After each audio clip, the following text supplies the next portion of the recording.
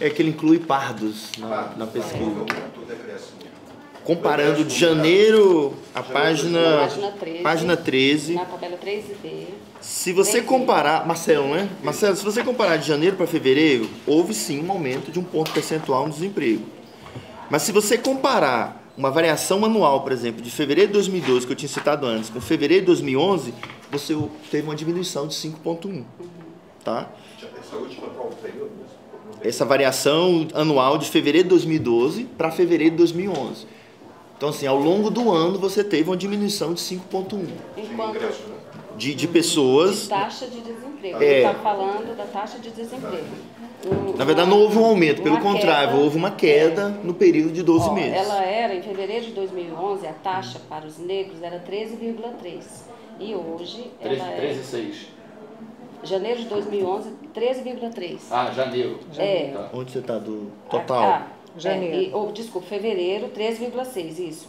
E hoje, 12,9. Na página 13... Isso. 3B. Quer dizer, uma diminuição. Então, houve uma diminuição. Na variação dos 12 meses, houve uma queda na taxa de desemprego de 5,1. Né? Ela passou de 13,6 para 12,9. Para os negros, enquanto para os não negros, houve queda, mas, na verdade, não houve queda na variação dos 12 meses para os não negros. Isso. Houve um aumento de 2,8. Ela era 10,9 e hoje está 11,2. Você vê que mesmo havendo esse aumento de um mês para outro, mas quando você alonga ao longo de 12 meses, até o Daniel estava me chamando a atenção, a importância da gente olhar ao longo de um período, você vê essa queda do desemprego nessa fase. Você sabe que a PEA foi protagonista e não qualquer eventual fator econômico, né? A PEA foi protagonista na definição da taxa de desemprego. Vocês têm um mapeamento da PEA do ponto de vista étnico, racial, faixa etária? Quem é a PEA? A gente tem, mas não aqui. Nós tem como fazer esse recorte. Tem que fazer essa sintaxe aí, desses dados. Tem como saber quem são essas pessoas. Tem a taxa de desemprego desse grupo. Por idade, por gênero, por raça, isso tem. Na página 13 do relatório. Mas ela obedece mais ou menos esse padrão que está aqui. Não muda muito o que está aqui na página 13. Em idade, qual é a idade com maior número de desempregados? Está na página 13. Vai ser aquela de 10 a 15 anos. 10 a 15 anos. Que é natural, né? Está concentrado nos jovens. 84%. Mas é a população nessa faixa etária que está no mercado de trabalho, tá certo? Não considera não é qualquer criança, não são todas as crianças. O adolescente que está estudando, ele não entra nesse cômputo, não. Isso. Ele está nos inativos. Só os que estão pressionando o mercado de trabalho. Então, aí. Aquele adolescente está sendo incentivado. Até 15 anos está dentro da PEA? Se ele procurar o trabalho. Se ele sair procurando trabalho, ou se ele estiver ocupado, ele pode estar na PEA como ocupado e pode estar na PEA como desempregado. O senhor citou essa diferença no rendimento médio do setor público e privado, né, de 1.250 para o privado, 5.356 para o setor público. Qual seria a explicação técnica para essa disparidade tão grande no Distrito Federal? Eu diria que aqui a gente tem exatamente a situação, os dois extremos. Tem a gente poderia chamar de elite do serviço público, né? Aqui estão as carreiras de maior qualificação, né? Seja no legislativo, no judiciário, mesmo no executivo. Então, o pessoal mais qualificado no setor público, tanto na área federal e também no Distrito Federal, tem um grau de qualificação maior do que comparativamente a outros estados, né? Com um grau de escolaridade menor. E no outro extremo, né, a gente sabe que no setor privado, o segmento que paga melhor, remunera melhor, é o setor industrial, que é o setor de serviços paga menos. E é exatamente o oposto da nossa estrutura econômica. Nós temos uma indústria aqui muito pequena e um setor de serviços, né, principalmente serviços voltados para as pessoas, muito amplo. Então, né, temos as duas situações extremas, uma maior qualificação no setor público e uma baixa qualificação e, obviamente, remuneração no setor privado. Passar até a Dalgisa e o Daniel queria fazer uns destaques. Sim, a gente já foi falado quase tudo. Assim, nós já comentamos praticamente os dados todos. Mas assim, eu gostaria de falar que é um comportamento típico para o período, né? A taxa de desemprego aumentar. Normalmente, como a Elisa já comentou que no início do ano, porque quando nós analisamos os dados, nós estamos analisando os meses de trimestre imóvel. Quando a gente está olhando para fevereiro, nós estamos vendo dezembro, janeiro e fevereiro. Então, como janeiro e fevereiro tem um peso maior, a PEA aumentou no início do ano, as pessoas realmente vão pressionar o mercado de trabalho, é típico para esse período, e os ajustes, né, relacionados ao pós-trabalho, houve diminuição de 7 mil postos de trabalho.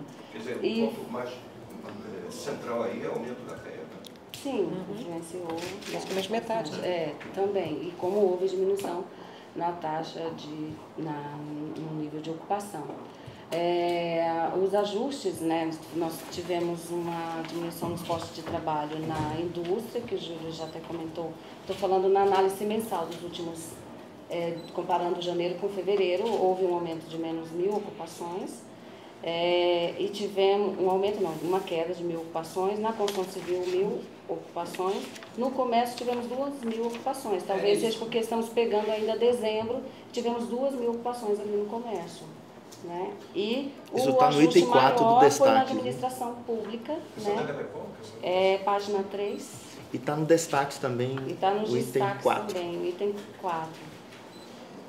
E nós tivemos um ajuste na administração pública, menos 7 mil postos de trabalho, né? Que foi o que influenciou nessa queda dos ajustes mesmo, de final de ano, início de ano, né? Na máquina pública. E nós tivemos, já comentado também da forte formalização pelo MAX, destaque né?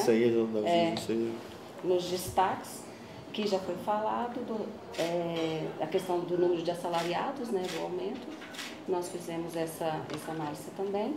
E eu gostaria também de comentar só as taxas de desemprego, porque existe uma divulgação nacional em todas as regiões onde a PED faz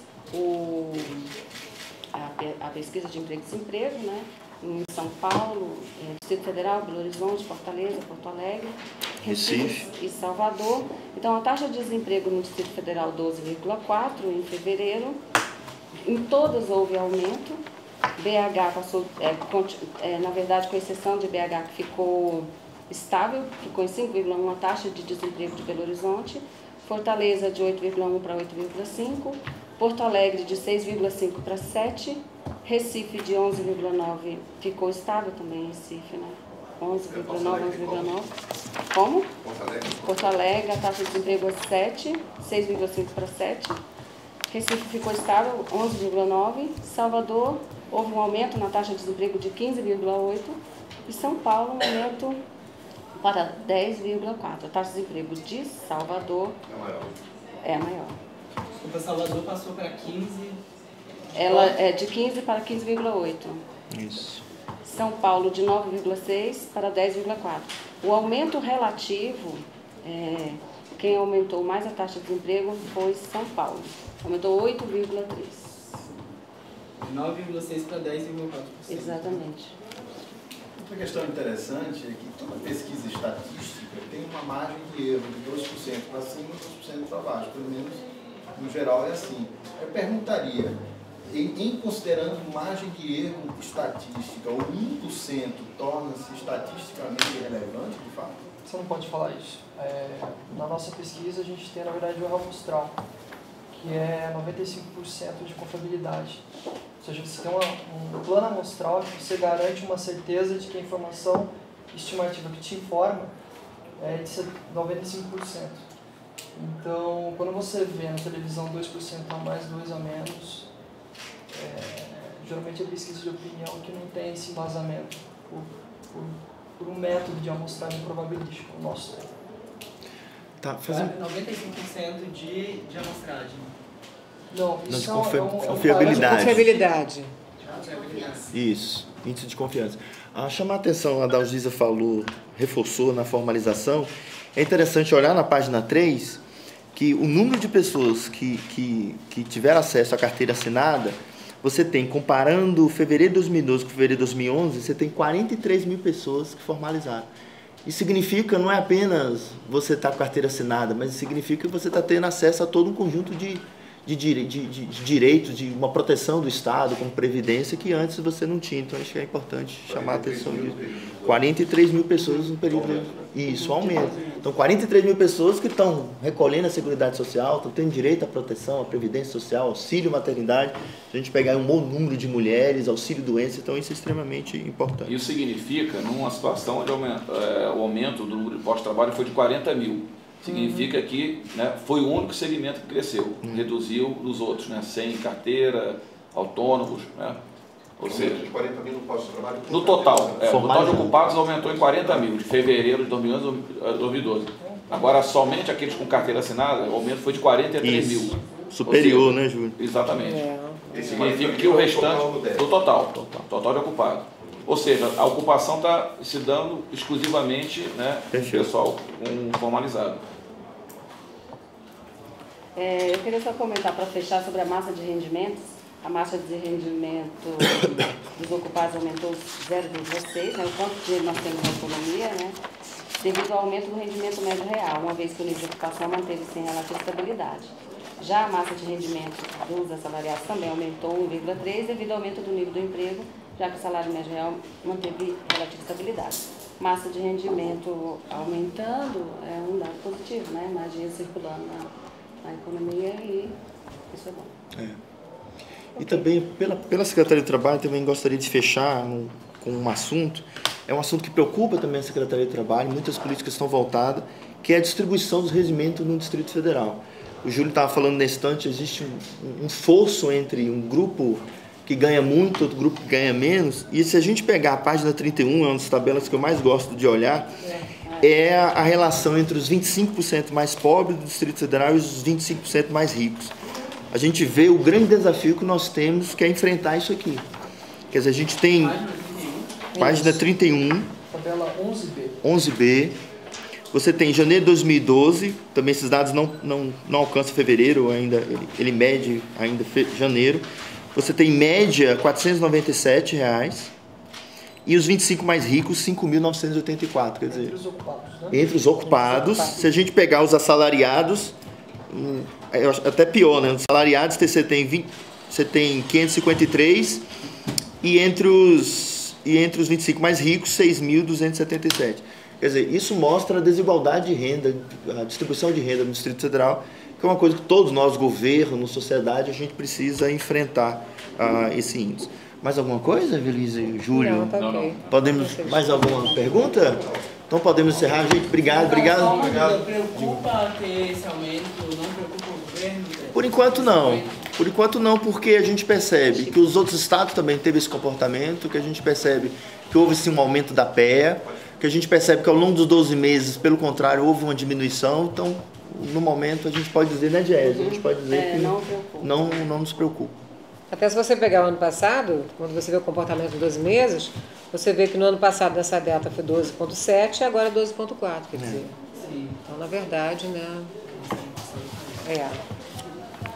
Gente, obrigado, viu? Muito obrigado.